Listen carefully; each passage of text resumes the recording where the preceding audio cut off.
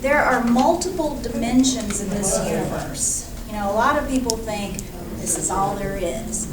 And that's not true. There's multiple doorways into these other dimensions. So these different areas are like I always look at it as like pages in a book. They're like stacked right next to each other, and sometimes they even overlap. And the fairy realm is an alternate reality. And I'm going to tell you some ways you can slip into it and slip back out because you don't want to stay there forever. It could be a little cumbersome. However, it's a different realm that we can enter. They can come here, we can go there. And when you've had fairy sightings, it's because they've manifested here. They've slipped through a portal and come into our reality. Pan, I'm so upset. All of my booth, I had to have Pan in the booth. He's the little horned satyr. Looks like a little goat, and then he's got little horns. He plays panpipes. Well, Pan was a lusty little creature, and he fell in love with a nymph. And she got tired of him chasing after her, and some of the other fairy beings helped cast a spell on her that turned her into hollow reeds. And so Pan was very frustrated. So he cut these reeds, and then he started carrying around playing his panpipes. Okay? But the whole booth, he is like the overseer of the fairy world. So he had to be in my booth, right? Well, I had him up here talking to this mermaid because Pan's always trying to hook up with the next chick, right? And apparently, out of everything in this booth, Pan decided to split in transit. So he's gone. He's probably off chasing another nymph, okay? Or maybe a mermaid. So anyway, every country and culture has its fairy realm. In Africa, they believe in the little nature spirits. They connected a lot to the plants and the vegetation. But they also see chameleons as the bringer or the messenger of death. Learned that. It was very interesting. I was looking through a bunch of fairy stuff and I saw a chameleon. I was like, what is that doing there? That's where it comes from. In Greece, we have the satyrs, which are the little half man, half goat little guys. And then we've got the fauns. And in Greece and in Spain, the fairies love to hang out in olive trees. That's a specialty for them. Ireland, obviously, has leprechauns. And can you guys see him pretty? I'll pass him around. You can't see him. I didn't know there were little Chinese leprechauns. But doesn't he look Chinese? He's awesome. He's like I think he's kind of vintage. He's older. And I found him in a Goodwill store. But I just don't, here, I'll pass him around if you guys want to see him up close. But the leprechauns traditionally come out of Ireland. And leprechauns of all the fairy realm is my favorite little friends. And it's interesting because we know the leprechauns for their pot of gold. I've got a meditation that I do that takes you into the fairy realm, and you meet a leprechaun in this particular meditation, and the pot of gold's there, but he explains it's not really gold, it's a symbol. Some people say it's a symbol of the goddess, the cauldron. Other people say it's a symbol for spiritual wealth. And they laugh about it.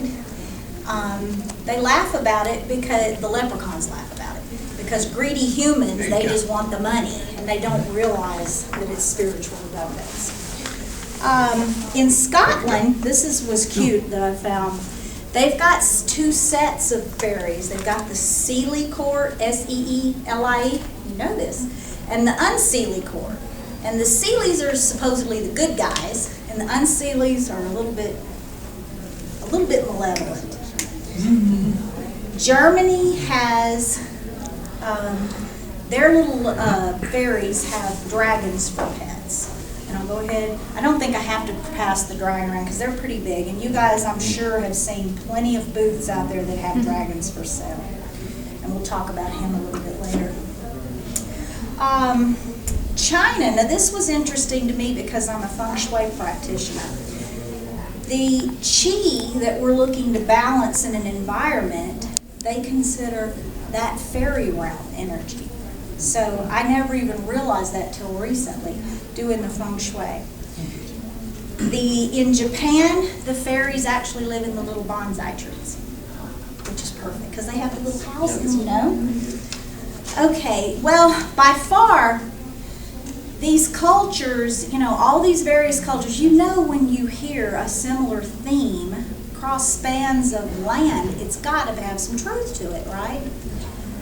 Well, what happened was, and I'm not being disparaging to the religions, but Christianity and the Muslim faith came in and they wiped that out because it seemed against the faith, okay? And so now the fairy lore, the fairy culture is just, it becomes fairy tales. And it loses its truth by putting that label on it, which is a little sad. We call fairies different names. We call them fae, wee folks, good folks, little people, fairies. And there's many different branches, just like there's different peoples, there's different fairies. And the fairies, I loved this little fable that I read, where the fairies, whenever they actually appear in our realm, they have to spend a lot of energy to get here. Now, I think that's probably possible if they are like deliberately trying to get a message. But I think a lot of times they just slip in and out like we do. And so the myth is that when each time they try to come here, it takes so much energy, it makes them smaller and smaller and smaller. And some of these countries believe that the little ants were once fairies that just shrunk too little, which I thought was cute. So how do I get to fairyland? Well, there's many ways. I brought a few of them with you. Pass this little girl around. This is my little fairy godmother. This is a ring of mushrooms. Have you ever seen mushrooms growing in a circle? Well, some of the more cautious people, I don't think any of you guys would fall into that category, recommend that you don't stand in one of these mushroom rings because this is a doorway into the fairy world, okay? Another ring that appears, you'll notice this dark green circle in the grass, like somebody spray painted it. This is another doorway. Wells. If you've ever watched scary movies, they'll have these haunted wells. Wells are where some of them live. And years and years ago, people would dress in ribbons and garlands, and they would do a dance around the well. And that was a way to appease those spirits in there so that they would have clean, fresh water for the next year. Another place is deep in caves and mines. Now, the fairies that live in these places feel very different than fairies you would find in flowers, okay? Another thing, let's see. Forest. Now, forests come up a lot in fairy tales, right? And fun little movies. The forest, I had a girl in a reading today pull the forest card, and it was talking about awakening magic. Forests represent the collective unconscious, and they're home to a lot of these mythical and magical beings. And some of these forests, I wrote one down for you guys in Germany. The Black Forest. You guys know about this? Supposed to come alive at night. It's enchanted. Water areas, I get these cards too, where there's like a stream or a little pool. These are also doorways. And I'll just say, honey, you guys you can pile this up wherever you want because I got a lot to pass around for you. I don't want to put you out. So these pools, it's where worlds meet worlds, especially at the edge, the banks of it. I had this magical lady come in one year, and she pulled the sacred pool, and she was like 84 years old.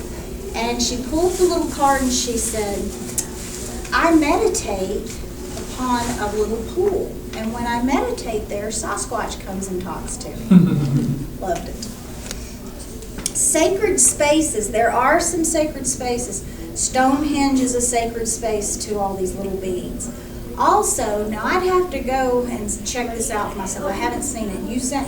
You may have seen it. They love to pile up little rocks around old rooms. Have you seen this? And woe be to someone that takes one of those rocks and messes with it. All right? Oh, and let me say this too.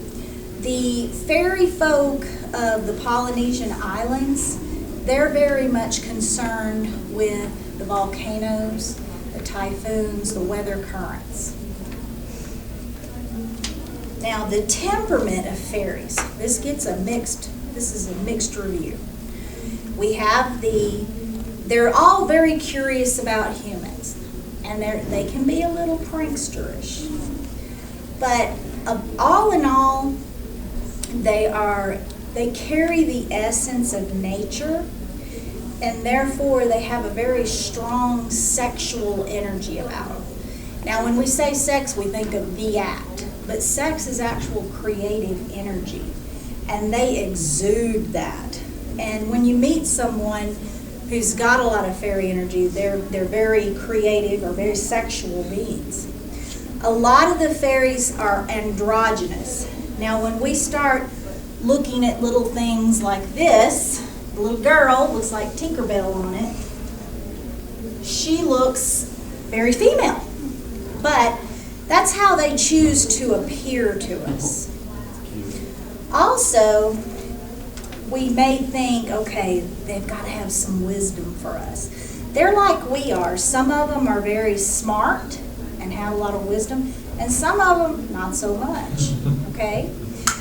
They easily get their feelings hurt, and they treasure politeness and manners, and they expect the same from us. A fairy does not like overly exaggerated thank yous for their gifts. They'd rather have just a little offering. They call those libations. And an offering can be a little sweet, a little piece of cake. They love fresh milk, fresh butter. Okay? And I think they like a little wine too. Now this is interesting too. The fairies can live, some of them are eternal, but the majority of them live between 400 and 1,000 years. So you would think with all those years there would be some wisdom, right? All right, now I brought this little guy for you guys. With a lustful spirit, sometimes you don't go very far. You're right on that. They like dogs. They try to avoid cats. And white dogs in particular are little fairy dogs. And dogs with white rings around their neck.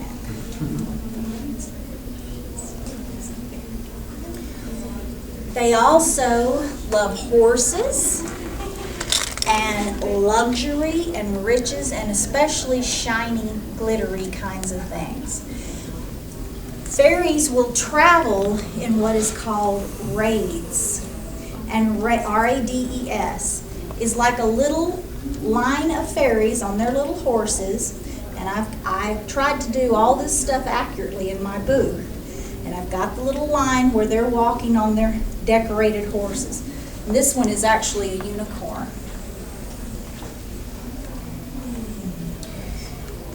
When fairies come, they may come shape-shifted as friendly animals, butterflies, birds, owls even. I learned that in my research.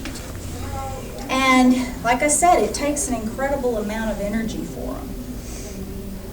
Colors that they like, green's their favorite color. Obvious, right? They love green, And they love red and white also. They love folk music, dancing, and singing. They just like to party it up. They're fun. They live without laws, though. They live in a world where laws aren't needed. They exist in harmony. Sometimes they may have a little bickering, but for the most part, they live in harmony. They respect each other. Now, I want to talk about the different kinds of fairies. We've got, I didn't bring my gnome, but we got some elves to take their place. These little guys are elves, and they're having a good time too. The gnomes that contain the elves, the flower fairies, that flower fairy, and the dwarves. I don't have any, I didn't bring them in here for you guys. These are earth related. That's their main element, okay? And they really like gemstones, crystals. If you got any of that in your house, they're bound to be close by. The gnome family, it is said that we have each one of these types of fairies assigned to us, almost like little guardian angels. And the gnomes look over the composition of the earth, and they also look over the composition of our bodies. And they help with assimilating minerals and making sure everything's in proper order. I wanted to show you this flower fairy. You notice how, well, you would see in my booth I've got all these flowers and I've stuck her in there, and she just blends with them, which is what flower fairies do. They tend to resemble the flower that they're associated with, the plant they're associated with. The next kind of fairy is the sylphs. And this little girl, whoever created these, did a wonderful job. I get a little agitated sometimes when they make them a little too cute, and I got some mermaids like that. We're okay. But they make them look like people more than the fairyish world. But these little girls here are perfect. Now the sylphs are associated with flying, with air, with weather. This is interesting. They help children cross over when they transition. They are very connected. Air is connected with communication, with music, with ideas. Okay? Anybody in here creative? Like, what do you do? Art? I make sculptures, I do poetry. Okay. You would definitely have strong sylph energy around you. They help you with your creative expression. That's pretty cool. Well, they're there. Which brings up a really good example I'd like to share with you guys. Years ago, I always keep a tree in my house, 8, 9, 10-foot tree. And it was getting late at night, and I had this tree in front of a gigantic window. And I had a black cat. And I watched her watching something, and she was looking up at the tree. And so I looked up at the tree, and one of those little flying fairies came out of the tree. It wasn't colorful, though. It was more translucent, silvery white, but you could see through her. And she flew out of the tree, and I kept watching. I was looking back and forth, her and the cat, to make sure I wasn't seeing things. She flew out of the tree, went over to the window, and put her head and her hands on the window, looked for about 10 seconds, and then turned around, went back in the tree, and disappeared. Now, in the nursery that I had, I would see them running through. I had all my plants on the ground with little narrow rows, and they dart back and forth through, and you just catch glimpses of it. I've also seen them appear as glittery sparkles that just fade. Okay? So it's very interesting when you see them.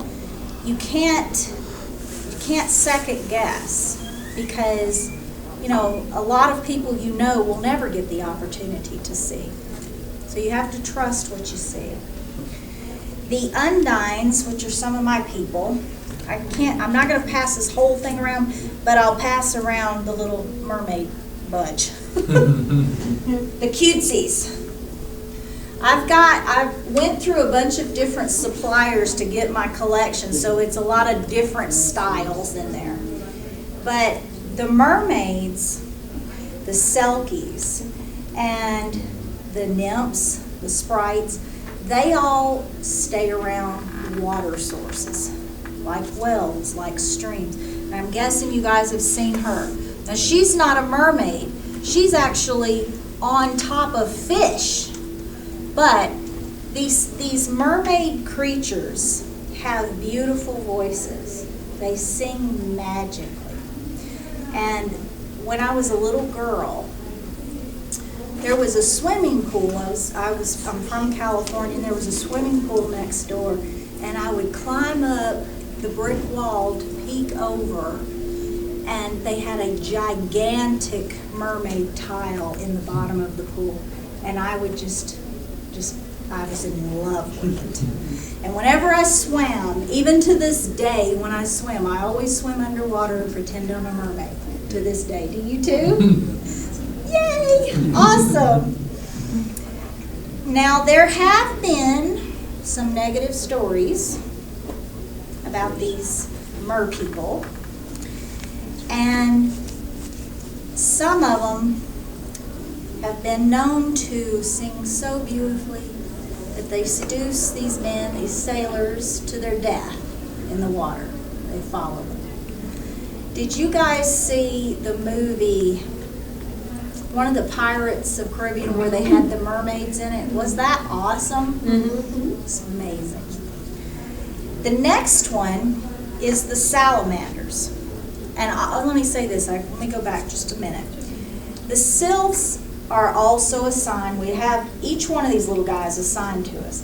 They help you with your thinking, with your mental body, okay?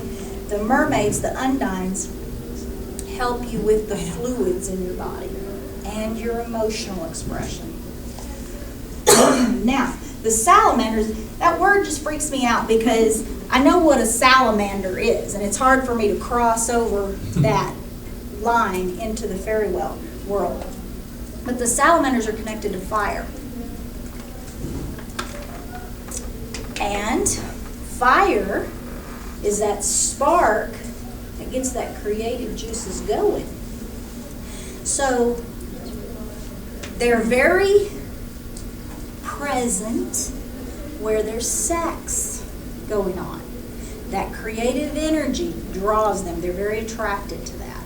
But the salamanders, did you guys see The Lion, the Witch, and the Wardrobe? Do you remember when the fire was going in the little satyr's house and you could see the little creatures in the fire? That's your salamanders. Now they say they often appear as like snakes in the fire, but I think that's just the flames. I do believe that there are these kinds, like this little girl we just sent around. I'm going to go ahead and, I'll wait to show you this one. So the fire elementals, salamanders, like to be around heat and fire, sex, creativity. And I want to say something else to you guys that I want to get across. Those of you that are fiery by nature, it's good for your health to be around warmth and in the sun and in hot climates.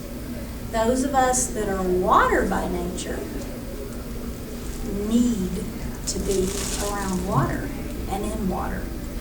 The air people definitely need fresh air and to remember to breathe. And then the earthy people, it's really good to walk barefoot in grass and on soil. Fairy dwellings. We've got meadows, we've got woodland groves, we've got wells, We've got waterways, the ocean, the streams, the ponds. Has anybody in here read or seen the movie Mist of Adeline? Yeah. Thank you. Yes? Okay. In England, King Arthur and his court were associated with the fairy realm. And the Mist of Adeline is one of those fairy places where these islands exist, this island exists, but you can't see it. It's invisible until someone with magical focus lifts the mist, and then the island appears. Another fairy dwelling, I'll pass this one around, you guys, I trust you. This is a berg. It's a little mound of dirt where they live inside. And they say that if you ever find one, you can knock 3 times in the name of the goddess and ask to come in. It's like a hobbit. Yes. Fun. Thank you. Fairy holidays. When these holidays come around, the veil is thinner. I'm sure you guys have heard that. It means when it's easier to move into these other worlds. So we'll start the year off with Bridget's holiday. I never can say this right. Imbol or Imbolc? Imbolc. This is February the 2nd. Now, this is a powerful day to ask for protection if you got any heinous little creatures following you around. The next one would be Spring Equinox. This is a time when things are coming back to life. And a lot of these little guys live in cold climates, so they've been known to steal fire and butter and milk from people just to sustain themselves. Fairies also live in our homes, and I will tell you now, as I've already talked about the little fairy in my tree, they like cleanliness. They get a little aggravated when we're sloppy on the housekeeping, and they might let you know it too. I've heard that they also live under stoves, which is kind of interesting. The next holiday would be Beltane, which is May the 1st. And this is a very ripe, fertile holiday. They like to do a lot of celebrating at this time. The next one would be Summer Solstice. And I'm sure you guys have seen Shakespeare's Midsummer's Dream. And at this time, this is the easiest time, aside from Halloween, to meet up with these little guys and experience what that world is about. I found this winter solstice, skipped Halloween. Now let's go back to Halloween. On Halloween, they call that the Day of the Dead. Well, the reason being is because the veil is so thin that not only do fairies run around, but goblins run around, and also people who've crossed over. So this is an important event. And after that, we slow things down with the winter solstice. That's in December, and that's when different kinds of fairies come out, and they may not be quite as friendly as the other ones. Wednesday is considered their sacred day, beginning Tuesday night through to Wednesday night. They don't do anything, they just rest and recuperate from all the partying they've been doing and recharge. Another thing, if any of you in here do any kind of magic or spell work or rituals, fairies are very drawn to that energy. So when you're doing these activities, you might, if you're not already, call them into your place where you're doing it. They do advise you, though, to set up double or maybe triple protection when you're doing this, because you don't want them to take you to their world where you don't come back.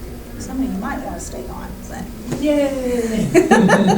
you don't belong here, do you? You want to be in that magical space. I don't blame you. Okay, I wrote a few little things down. When I was a child, I had a mulberry tree in my yard, and they like mulberry trees. And you have one? We had 3, but we had to get rid of 2, so now we have 1. And you know that's a very magical tree aside from the fairies. Interestingly, when I was a kid, we knew this little song, here we go around the mulberry bush, the mulberry bush. Well, actually, that originated as protection from the fairies. Another one is, when you decide to leave them offerings, make sure it's not just like you're tossing junk out. Make sure it's very specific for them. And they love milk, fresh milk. I heard they hate the leftovers of your food. If you don't give them the first bit, then they get very angry about it. They don't want scraps. That's absolutely correct. They want to feel important, just like we do. You know, you wouldn't want somebody throwing their scraps at you. But here's another interesting thing. You've heard the saying, don't cry over spilt milk. That comes from Russia. And it's about the fairies liking milk. So they made that little saying up about, if you spill your milk, the fairies will get it because they like the milk. Thought that was kind of cool. Gifts from the fairies. I guess you guys have noticed that they take things from your home. Things come up missing, you go back and you look, and it absolutely magically appears where it wasn't a minute ago. Exactly. They like to play games, but also they like to give us offerings and gifts and assistance. Now, again, you don't want to say, thank you, thank you. You just want to leave a little offering when you notice that they've given you something. However, if you're astral traveling or you're doing meditation where you're going to fairyland, don't ever, ever, ever take a gift from them, because the gift keeps you there. So there's your magic key right there. So the gifts that they offer, however, in the fairy realm are often symbolic of traits that we're trying, like the spiritual gifts, traits that we're trying to cultivate. Another thing is they're good with enchantment. And enchantment is it's a magical way of making things appear to be so, and they're not. They disappear. They did that in the Shakespeare story. They played the little trick on Puck and had him enchanted and had what was her name? Started with an O. I can't think of it. The Fairy Queen. She and Puck came together. They cast the spell on both of them. Yeah, Titania and Oberon. There it is. I was coming up with that O and I couldn't. So they can trick you with this magical enchantment that eventually fades. In your home, you're wanting fairies around. Number one, they don't like a lot of smoke. They love fire, but they don't like a lot of smoke. Loud, piercing bell sounds, they don't like that either. And we talked about the cats. I think the cats are a problem because they chase them down. I've seen that before. Yes? I was like at my friend's house, and I know that they are a lot, like I call them small folk, and they're always around me. And I went to their house, like my friend's house, and he has this cat, and literally you just saw the cat just one of these, and I'm like, I know what these are, and then they just like start running after them, and you're like, Stop! Yeah, well, I mean, I don't mind, but my friend was just kind of a little like, what's going on? And I didn't share that with him at all. Like, Wasn't ready for that information. information. Yeah, but I've seen that. Pretty cool, pretty cool. Yeah, our cat sits by our stove and looks like that. There it is. There it is. There it is. Okay, as we talked about, here's another little thing. They like strawberries and they like straw on farms. Farmers have reported that they play out in hay bales and things. It's kind of fun. Flowers. Now here's where it's really important to me about the plants. I'm going to pass this around for you guys to sniff. It's got a little fairy moss on it, but it's okay. Aromatherapy and flower essences, if you're taking any of that, you're working with the fairy realm. If you're into plants, you're working with the fairy realm. But these essences, I put some happy ones on there. Orange and rose. Do you like it? It feels good, doesn't it? They don't like for us to burn anything out in our booth, so I just brought my stuff to put on the cotton ball. Jasmine. Brought some incense for you guys. This is one of their favorite smells. Gardenia is one of my favorite smells. And gardenia is a plant that's very protective of children. And that is the best gardenia I've ever found. Basil, like Italian basil we cook with, draws dragons. Where basil grows, dragons live. And it's very protective. Clover, what do we think lives in clover? Leprechauns, exactly. Daffodils bring about glowing fairies. Now, daffodils are related to Narcissus, which goes into the narcissist. And really, the positive manifestation is a healthy sense of self-love and appreciation. Next, we've got daisy. Daisies are a very modest plant, and they draw the fairies in that want to commune with us. Mistletoe is a sacred plant. They're drawn to that. Also, the rose. This is iris and rose, what I want to talk about, the geranium.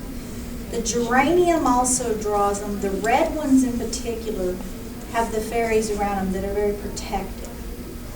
Roses, if you'll notice, a lot of people that work with the angelic realm have the rose essences around. That calls in the angel realm. And then, what was the other one I wanted? Iris. Iris. I love iris. Iris is connected to the Greek goddess Iris of the rainbow. And these flowers bring all different colors of fairies to us. Stones. I'm a very visual person, as you can tell, so I just assume everybody else learns best when they have visual stuff. All right. Tiger's eye is one of their favorite stones. Starlight. I still haven't figured out what this stuff is. Is it wood or is it stone? I don't know. It feels so light. It feels like wood. That's another one.